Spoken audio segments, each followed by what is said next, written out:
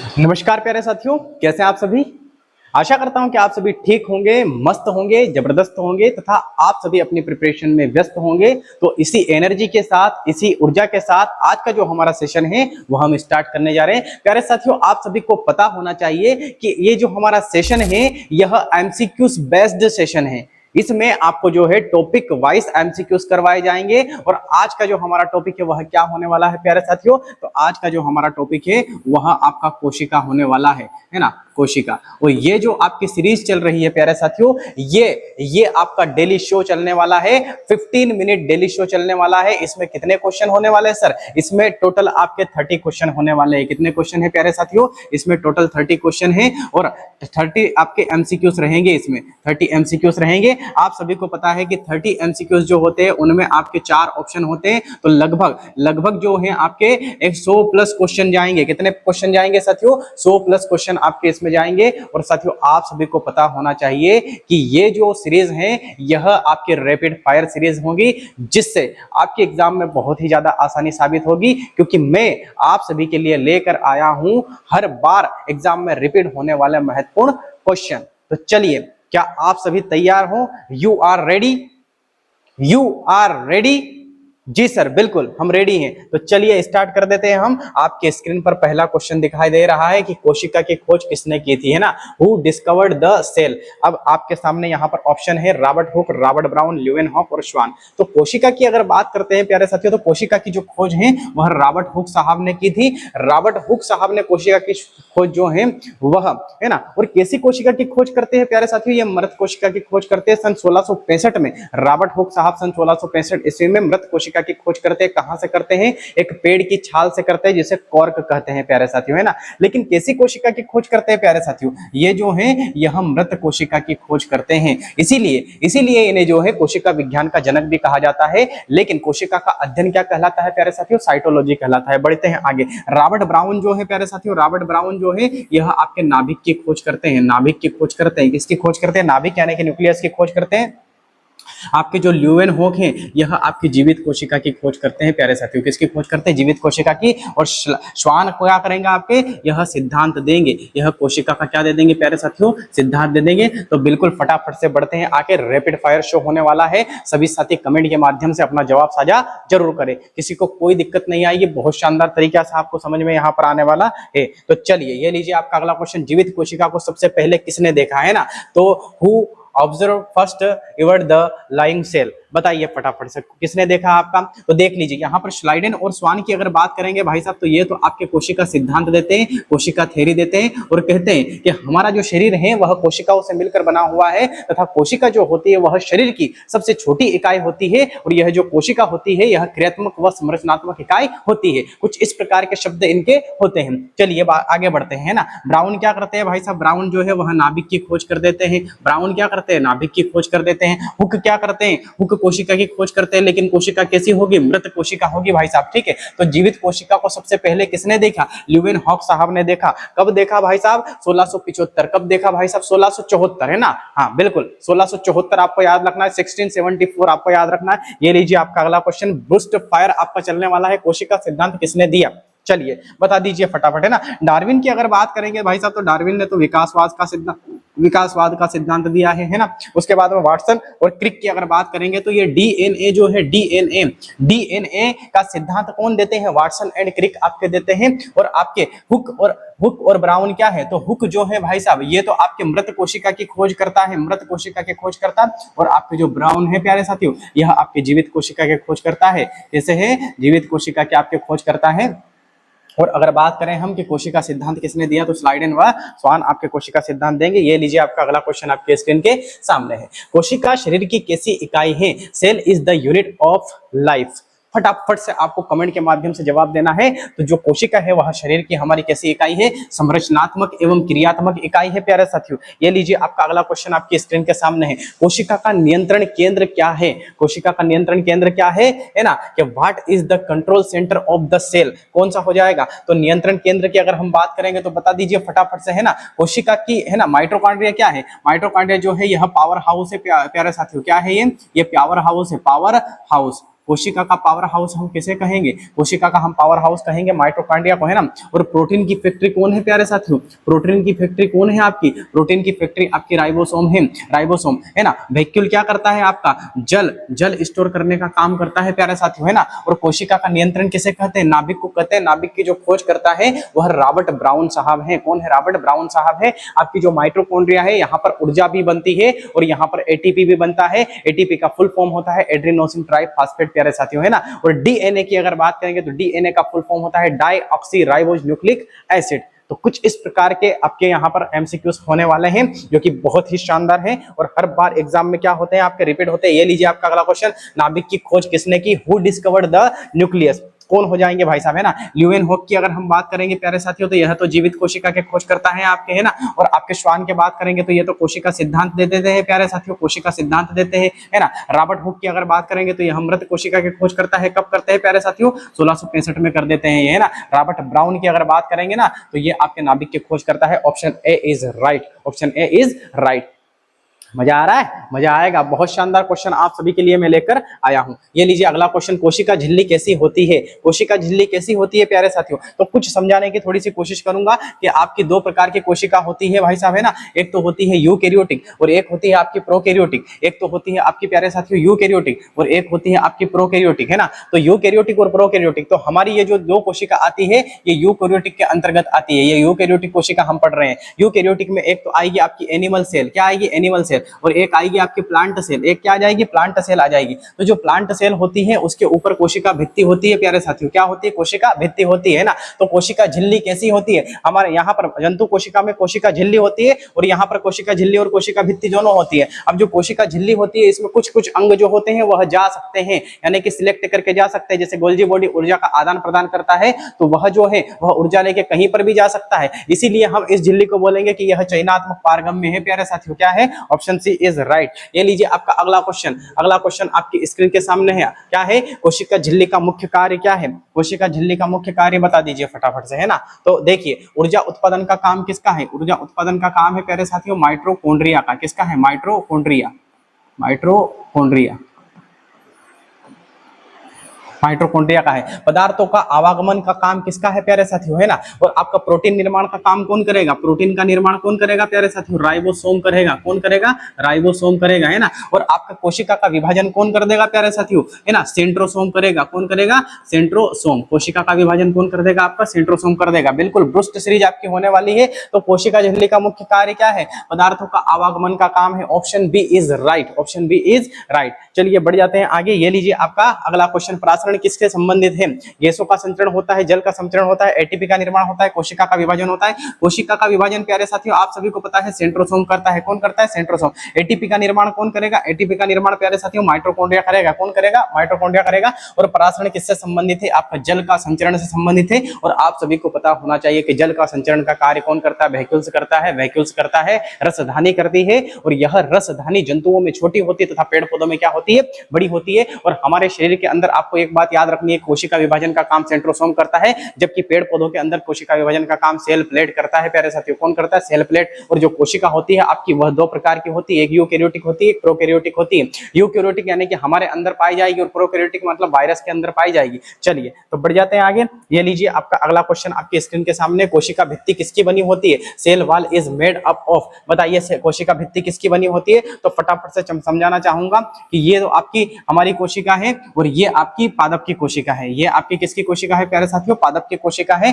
और पादप की जो कोशिका होती है, पादप की जो कोशिका होती है वो डबल लेयर में होती है। क्यों होती है डबल लेयर में? इसलिए होती है क्योंकि उनके पास में कोशिका भित्ति होती है। उनके पास में कोशिका भित्ति होती है। और हमारे पास में जो है कोशिका झिल्ली होती है। कोशिका झिल्ली होती है। अब क्या उनके पास में कोशिका झिल्ली भी होती है प्यारे साथियों? क्या होती है? कोशिका झिल्ली भी होती है। तो पेड़ पौधों के पास में कोशिका झिल्ली भी होती है, कोशिका भित्ति भी होती है। कोशिका झिल्ली जो होती है ना प्यारे साथियों, यह प्रोटीन की बनी होती है। यह किसकी बनी होती है? यह प्रोटीन की बनी होती है। लेकिन जो कोशिका भित्ति होती है प्यारे साथियों, यह सेल्यूलोज की बनी होती है। किसकी बनी होती है? सेल्यूलोज। तो बता दीजिए फटाफट से कोशिका भित्ति किसकी बनी होती है? यहाँ पर स्टार्च की अगर बात करेंगे हम तो स्टार्च एक प्रकार का पॉलीसेकेराइड है प्यारे साथियों। क्या है? पॉलीसेकेराइड। पॉलीसेकेराइड है आपका, पॉलीसेकेराइड है जो कि पत्तियों पर और गेहूं के चोकोर में पाया जाता है, पत्तियों पर और गेहूं के चोकोर में पाया जाता है। आपकी जो वसा है यह तो उपकला उतक से इसका निर्माण होता है, यह आपको चोट से बचाती है, यह आपको सुंदरता प्रदान करती है। ठीक है, सेल्यूलोज की बात करेंगे तो कोशिका भित्ति इकाई की बनी होगी, ऑप्शन बी इज राइट। और कोशिका झिल्ली इकाई की बनी होगी, कोशिका झिल्ली आपकी बनी होगी किसकी प्यारे साथियों? कोशिका झिल्ली आपकी बनी होगी प्रोटीन की। ये लीजिए आपकी स्क्रीन के सामने आपका अगला क्वेश्चन है ना, बिल्कुल आपके 30 क्वेश्चन होने वाले, रैपिड फायर होने वाले हैं और आपको भी देखना है आपके कितने क्वेश्चन सही है और कितने क्वेश्चन गलत हैं। ये जो क्वेश्चन है ना प्यारे साथियों, ये आपके जो है ना बहुत ही ज्यादा महत्वपूर्ण क्वेश्चन है, इसमें आपका पूरा चैप्टर कवर हो जाएगा। और साथियों आप सभी के लिए मैं लेकर आया हूं आप सभी के लिए टॉपिक वाइज एमसीक्यू, जिसमें आपके कोशिका के एमसीक्यूज होंगे, ऊतक के होंगे, आपके कंकाल तंत्र के होंगे, पाचन तंत्र के होंगे, आपके रक्त परिसंचरण तंत्र के होंगे, सबके आपके ऑब्जेक्टिव आपको यहीं पर देखने के लिए मिलेंगे, है ना।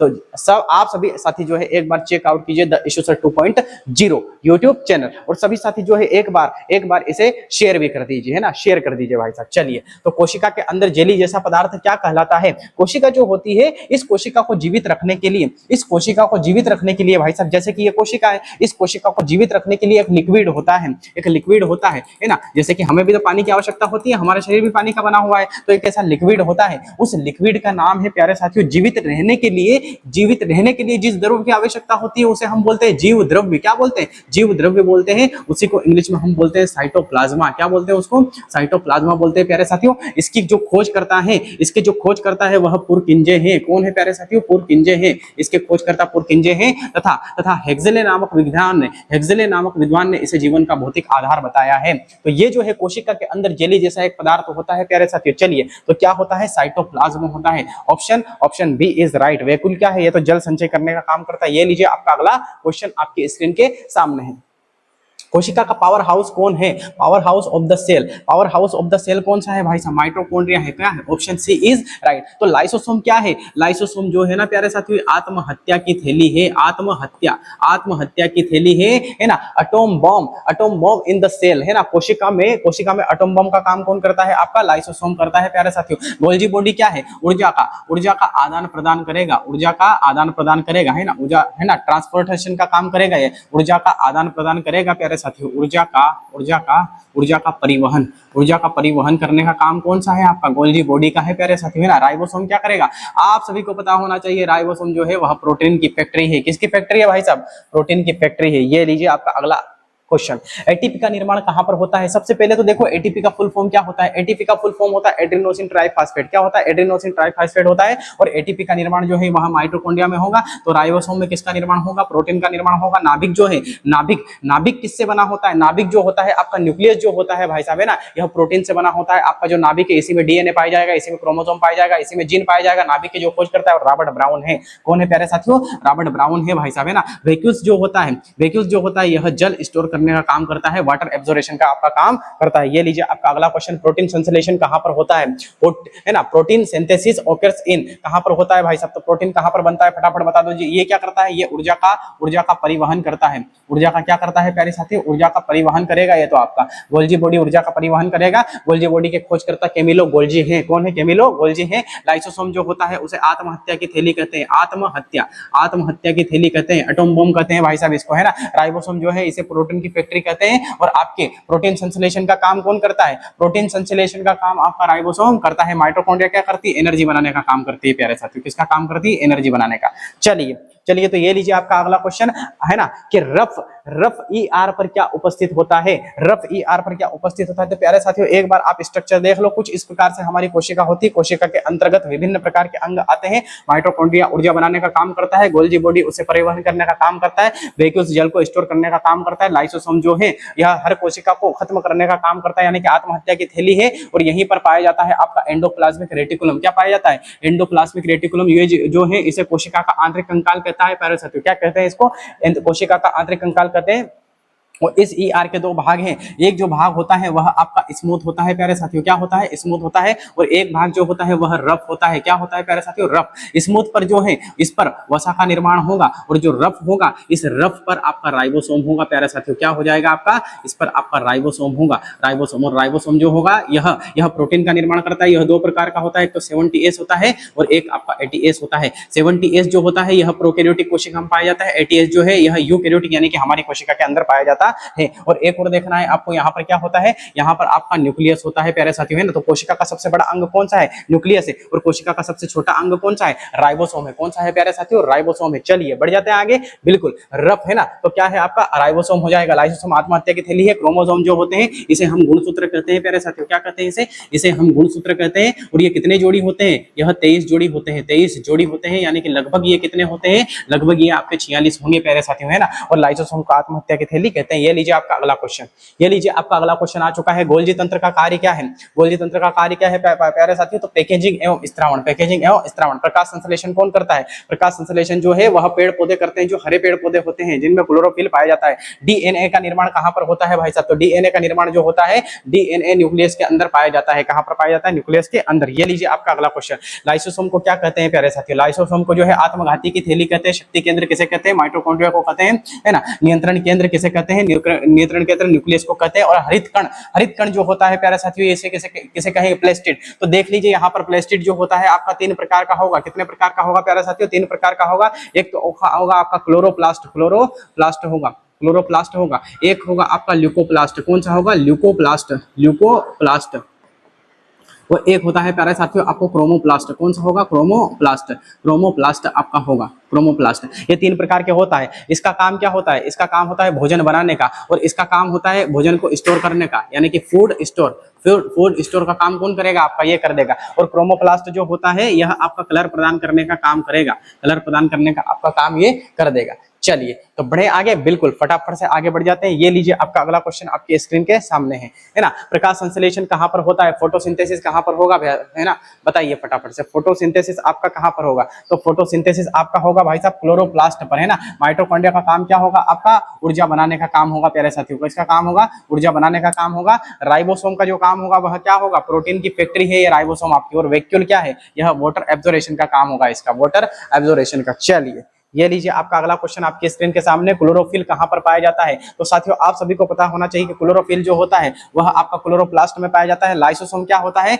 आत्महत्या की थैली है, इसे एटॉम बम भी कहते हैं। गोल्जी बेडी जो होता है यह ऊर्जा का परिवहन करता है। वैक्यूल्स जो होता है यह वाटर एब्जॉर्प्शन का काम आपका करता है। ये लीजिए आपका नेक्स्ट क्वेश्चन। वैक्यूल का मुख्य कार्य क्या है, वैक्यूल का मुख्य कार्य क्या है, main function of vacuole, vacuole is. तो वैक्यूल का काम क्या है आपका, ऊर्जा उत्पादन का काम कौन सा है, ऊर्जा उत्पादन का काम कौन सा है आपका, माइटोकॉन्ड्रिया का है। ऊर्जा का उत्पादन की बोल रहे हैं, ऊर्जा के परिवहन की नहीं बोल रहे, उत्पादन की बोल रहे हैं प्यारे साथियों, है ना। उत्पादन का काम आपका किसका होता है, माइटोकॉन्ड्रिया का होता है। कोशिका विभाजन का काम सेंट्रोसोम का होता है। और प्रोटीन निर्माण का काम आपका राइबोसोम का होता है। तो बताइए पदार्थों का संग्रह कौन करेगा, वैक्यूल्स करेगा। Option B is right. ये लीजिए आपका अगला क्वेश्चन। जंतु कोशिका में क्या अनुपस्थित होता है, जंतु कोशिका, 2 प्रकार की कोशिका होती है। एक तो जंतु कोशिका होती है यानी कि एनिमल सेल होती है, एक आपकी पादप कोशिका होती है यानी कि प्लांट सेल होती है। तो आपकी जो जंतु कोशिका होती है उसमें कोशिका भित्ति नहीं पाई जाती है। नाभिक आपका पाई जाएगा, कोशिका भित्ति, है ना, क्या नहीं पाई जाएगी जंतु कोशिका में, जंतु कोशिका में कोशिका भित्ति नहीं पाई जाएगी। Option C is right. ये लीजिए आपका अगला क्वेश्चन। प्रोकैरियोटिक कोशिका में क्या नहीं होता है, प्रोकैरियोटिक कोशिका में आपका साइटोप्लाज्म भी होगा भाई साहब, कोशिका झिल्ली भी होगी, राइबोसोम भी होगा, सुस्पष्ट नाभिक नहीं होगा। इसमें जो नाभिक होता है आपका, है ना, मान लीजिए कि ये आपके प्रोकैरियोटिक कोशिका है, यह आपकी प्रोकैरियोटिक कोशिका है। इस प्रोकैरियोटिक कोशिका में जो भी आपका न्यूक्लियस होने वाला है, जो भी आपका न्यूक्लियस होने वाला है, वह न्यूक्लियस जो होता है वह बिना कवर का होता है, ऐसा कवर नहीं होता है उसमें प्यारा साथी। इसलिए क्या होगा, सुस्पष्ट नाभिक आपका नहीं होगा। चलिए बैक्टीरिया किस प्रकार की कोशिका है, तो बैक्टीरिया जो होती है वह आपकी प्रोकैरियोटिक कोशिका है आपकी, है ना। मृत कोशिका की खोज सबसे पहले किसने की, मृत कोशिका की खोज सबसे पहले रॉबर्ट हुक साहब ने कर दी, रॉबर्ट हुक साहब ने कर दी। और यूकैरियोटिक कोशिका यूकेरियोटिक कोशिका दो प्रकार की होती है, यूकेरियोटिक कोशिका दो प्रकार की होती है, एक तो जंतु कोशिका होती है, एक पादप कोशिका आपकी होती है। ये लीजिए आपका अगला क्वेश्चन, गुणसूत्र कहां पर पाए जाते हैं, गुणसूत्र कहां पर पाए जाते हैं, स्ट्रक्चर के माध्यम से समझिए कि यहाँ पर आपकी कोशिका है, कोशिका के अंदर आपका न्यूक्लियस पाया जाता है, और न्यूक्लियस को अगर जूम करके देखेंगे तो कुछ इस प्रकार से आकृति दिखेगी क्रोमोसोम की, है ना, और कुछ इस प्रकार से आपका दिखेगा डीएनए। क्या दिखेगा प्यारे साथियों, यहाँ पर कुछ इस प्रकार से आपका दिखेगा डीएनए, यह डीएनए दिखेगा आपका, यहाँ पर कुछ इस प्रकार से आपका क्या दिखेगा, डीएनए दिखेगा, है ना। तो बोल रहे हैं कि गुणसूत्र कहां पर पाया जाता है प्यारे साथियों, नाभिक में पाया जाता है। साइटोप्लाज्म जीव द्रव्य है, जीव द्रव्य जो होता है वह एक प्रकार का कोशिका को जीवित रखने का कार्य आपका करता है। वैक्यूल जो होता है जल स्टोर करने का काम करता है। लाइसोसोम जो होता है उसे आत्महत्या की हम थैली कहेंगे। गुणसूत्र किससे बने होते हैं, क्रोमोसोम आर मेड इज, तो गुणसूत्र किसके बने होते हैं, आपके गुणसूत्र आपके बने होते हैं डीएनए और प्रोटीन के बने होते हैं प्यारे साथियों। ये लीजिए आपका अगला क्वेश्चन, कोशिका विभाजन कितने प्रकार का होता है प्यारे साथियों, कोशिका विभाजन आपका 3 प्रकार का होता है ना। एक तो होगा आपका असूत्री, एक होगा आपका अर्धसूत्री, है ना, एक तो होगा आपका असूत्री, है ना, एक होगा असूत्री, एक होगा आपका समसूत्री और एक होगा आपका अर्धसूत्री। 3 प्रकार का होता है प्यारे साथियों। ये जो होता है यह आपका प्रोकैरियोटिक कोशिका में होगा, यानी कि वायरस में होगा। समसूत्री कोशिका विभाजन जो होता है यह आपका कायिक में होगा। 99% आपका किसमें होगा, कायिक में होगा, और यह जो होगा वह 1% आपका जनन कोशिकाओं में होगा। तो क्वेश्चन पूछ ले, कोशिका विभाजन कितने प्रकार का होता है, 3 प्रकार का होता है, माइटोसिस, ए माइटोसिस और आपका मियोसिस, है ना, यह 3 होते हैं आपके। चलिए आगे बढ़ जाते हैं। मियोसिस, है ना, यहाँ पर आपको बोल रहे हैं, यहाँ पे मियोसिस लिखा हुआ है, ये गलत है यहाँ पर, है ना, इंग्लिश में देखना है आपको माइटोसिस, माइटोसिस। तो एक तो होता है आपका माइटोसिस, एक होता है ए माइटोसिस, ए माइटोसिस, माइटोसिस, और एक होता है आपका मियोसिस। तो ये जो होता है आपका ये तो आपके अमीबा में होगा, और यह आपका कायिक में होगा, और यह आपका जनन में होगा। भाई साहब तो पूछा क्या, माइटोसिस पूछा है आपसे, है ना। तो ए माइटोसिस, माइटोसिस, माइटोसिस में क्या है, शरीर की कोशिका होगी, इसमें किसमें होगी, किसकी होगी, शरीर की कोशिका होगी। जनन कोशिका जो होगी प्यारे साथियों आपकी जनन कोशिका, जनन कोशिका जो होगी आपकी वह होगी आपकी मियोसिस के अंतर्गत। किसके अंतर्गत होगी, आपकी मियोसिस के अंतर्गत होगी प्यारे साथियों। चलिए आगे बढ़ जाते हैं। ये लीजिए आपका मियोसिस का मुख्य कार्य क्या है, मियोसिस का मुख्य कार्य क्या है, मियोसिस का मुख्य कार्य है जनन कोशिकाओं का निर्माण। किसका निर्माण है, जनन कोशिकाओं का आपका निर्माण है। चलिए एक बार आप देख लीजिए, एक बार आप देख लीजिए, एक तो होता है आपका असूत्री, असूत्री, एक होता है आपका समसूत्री, क्या होता है, समसूत्री होता है प्यारे साथियों, और एक होती है आपकी अर्धसूत्री, एक क्या होती है, अर्धसूत्री होती है, अर्धसूत्री होती है ना। इसको हम बोलेंगे ए माइटोसिस, इसको हम क्या बोल देंगे, ए माइटोसिस हम बोल देंगे, इसको हम बोल देंगे माइटोसिस, इसको हम बोल देंगे माइटोसिस, माइटोसिस बोल देंगे, और इसको हम बोल देंगे मियोसिस। क्या बोल देंगे इसको हम बोल देंगे मियोसिस। इसमें क्या होता है, इसमें एक मदर सेल से, एक जो मदर सेल होती है वह बीच में से धंसती है, वह क्या होती है, बीच में से धंसती है भाई साहब, बीच में से धंसती है वो, है ना, और फिर दो डॉटर सेल का निर्माण करती है, जैसे कि अमीबा, जैसे कि क्या हो गया, अमीबा हो गया। और इसमें एक मदर सेल होगी और एक मदर सेल 2 डॉटर सेल का निर्माण करेगी। इसमें कायिक कोशिका बनती है, आपके बॉडी का निर्माण होता है, आपके शरीर का निर्माण इसमें होगा। और इसमें क्या होता है कि एक मदर सेल से 4 डॉटर सेल का निर्माण होगा। कितने डॉटर सेल का निर्माण होगा, 4 डॉटर सेल का निर्माण होगा। और इसमें आपकी जनन कोशिका होगी, इसमें आपकी कौन सी कोशिका होगी सारे साथियों, इसमें आपकी जनन कोशिका होगी, और इसमें आपके शरीर का निर्माण होगा। चलिए ये लीजिए आगे बढ़ जाते हैं। सबसे लंबी कोशिका कौन सी है, सबसे लंबी कोशिका जो होती है वह तंत्रिका की कोशिका होती है। किसकी कोशिका होती है प्यारे साथियों, तंत्रिका की आपकी कोशिका होती है। ये लीजिए आपका अगला क्वेश्चन, सबसे छोटी कोशिका किसकी मानी जाती है, तो सबसे छोटी कोशिका माइक्रोप्लाज्मा की मानी जाती है। तो सर सबसे बड़ी कोशिका किसकी मानी जाती है, सबसे बड़ी कोशिका मानी जाती है प्यारे साथियों शुतुरमुर्ग के अंडे की, शुतुरमुर्ग के अंडे की, है ना। 130 mm से 170 mm होता है, 130 mm से 170 mm होता है। सबसे छोटी कोशिका की अगर बात करेंगे प्यारे साथियों, तो सबसे छोटी जो कोशिका होती है वह पाई जाती है आपकी माइकोप्लाज्मा की। किसकी पाई जाती है, माइकोप्लाज्मा की पाई जाएगी। कितना mm होती है, 0.1 mm से 0.5 mm होती है। ये ओवरऑल में है, लेकिन क्वेश्चन पूछे ह्यूमन बॉडी में क्या पाई जाएगी, ह्यूमन बॉडी में, तो ह्यूमन बॉडी में सबसे बड़ी जो कोशिका है प्यारे साथियों आपकी, वह आपकी पाई जाएगी अंडाणु, है ना। यह फीमेल के अंदर होता है, इसे हम इंग्लिश में ओवम कहते हैं। क्या कहते हैं, ओवम कहते हैं। और सबसे छोटी जो कोशिका पाई जाती है प्यारे साथियों, वह पाई जाती है आपकी शुक्राणु। इसकी पाई जाती है शुक्राणु, इसे हम इंग्लिश में स्पर्म कहेंगे। यह आपके मेल के अंदर पाया जाएगा, है ना। सबसे लंबी कोशिका की अगर बात करेंगे ह्यूमन बॉडी में, तो फिर आपकी पाई जाएगी तंत्रिका की। किसकी पाई जाएगी प्यारे साथियों, तंत्रिका की पाई जाएगी, जिसे हम न्यूरॉन कहते हैं। क्या कहते हैं इसको, न्यूरॉन कहते हैं। दोनों में पाया जाएगा, मेल और फीमेल दोनों में पाया जाएगा आपका। तो चलिए, है ना, रैपिड फायर सीरीज चलाई थी और बिल्कुल बहुत शानदार क्वेश्चन इसमें थे आपके। 30 क्वेश्चन थे आपके। कितने क्वेश्चन थे? 30 एमसीक्यूज थे आपके भाई साहब, है ना, 30 एमसीक्यूज थे आपके। और बहुत ही शानदार ये क्लास आपकी होने वाली है। डेली शो चलने वाला है भाई साहब, है ना, बिल्कुल बिल्कुल आपका डेली शो चलने वाला है। तो सभी साथी जो है इस शो से जुड़े और सभी साथी जो है इस क्लास को शेयर कीजिए, लाइक कीजिए और आप जो है कमेंट के माध्यम से बताइए कि आपको क्लास कैसी लगी। तो आप सभी का बहुत बहुत धन्यवाद, बहुत बहुत शुक्रिया। आज के लिए इतना ही काफी। अब हम मिलेंगे अगले एपिसोड में।